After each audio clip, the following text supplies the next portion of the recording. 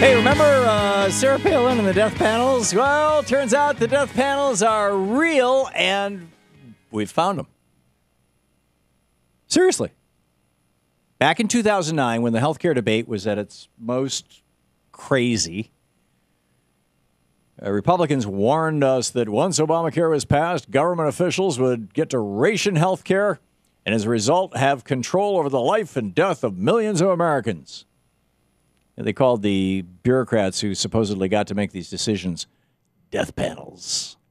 The idea of death panels had actually been kind of swirling around the right-wing media echo chamber for a while, but it really kind of jumped the shark into the mainstream when Sarah Palin talked about it in an August 2009 Facebook note that got picked up by the national press.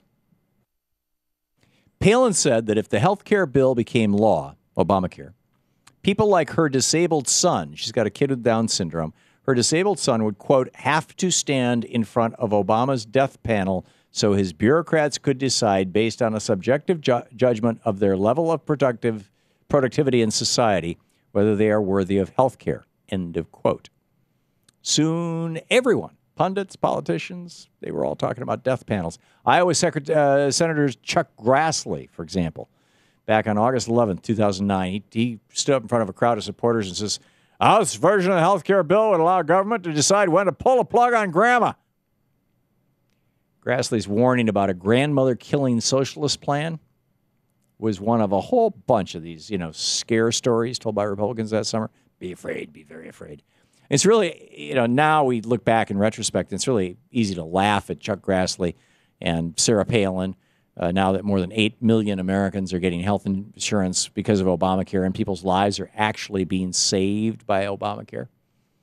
But the ironic thing is that people like Sarah Palin and Chuck Grassley, who warned us about death panels, were actually kind of right. All across the country right now, people are literally dying because politicians are denying them the health care they need to survive, and it does have something to do with Obamacare. But it's not because President Obama or some evil communist plot that puts politics over lives got hatched. It's because of Republicans. Republicans have created their own death panel. Activists connected to MoveOn.org showed up at the largest of these GOP death panels in New York City yesterday. It's called the Republican Governors Association. Its president is Chris Christie. And its members, people like Nikki Haley and Rick Perry, they're the real healthcare killers. That's because right now, 24 states, all of which are either led by Republican governors or controlled by Republican legislatures, are refusing to expand Medicaid under Obamacare. And as a direct result of that, approximately 4.8 million, almost 5 million low-income working Americans do not have health insurance just because Republican governors and legislators in red states refuse to take the federal money that would pay for it. These 4.8 million people work at low-paying jobs, typically earning between $4,000 and $11,000 a year. But even at that, they make too much money to qualify for the normal, non-expanded Medicaid, and they're too poor to qualify for the free or subsidized health insurance on the Obamacare exchanges. They're caught in what's known as the red state donut hole, which was drilled into Obamacare by John Roberts and the other 4 right-wing justices on the Supreme Court when they said that states could refuse money to expand Medicaid. The death panels that Sarah Palin went on and on about for years, back 4 years ago, they aren't real. Not real. But the red state donut hole death panel actually is real and actually is killing people. Back in March, for example, Charlene Dill, a hardworking single mom who worked 3 jobs to help make ends meet, collapsed and died from an untreated heart condition. Like approximately 750,000 other Floridians stuck in the red state donut hole, Charlene knew she was sick and needed medication, but couldn't get it to save her life because Florida's Republican Governor Rick Scott refused to expand Medicaid under Obamacare. Rick Scott now has Charlene's blood on his hands.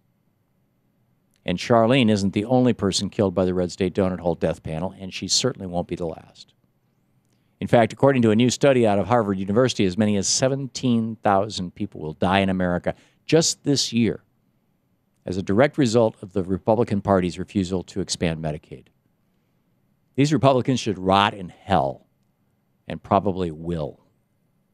By saying no to expanded Medicaid, they have said no to the right of life of the people who put them into office. And make no mistake about it, this is all about politics. Republican governors like Rick Perry say they're worried about the cost of Medicaid expansion. But since that expansion would be covered almost entirely by the federal government, they're just flat out lying. This is all about one thing and one thing alone: sabotaging the Obama presidency.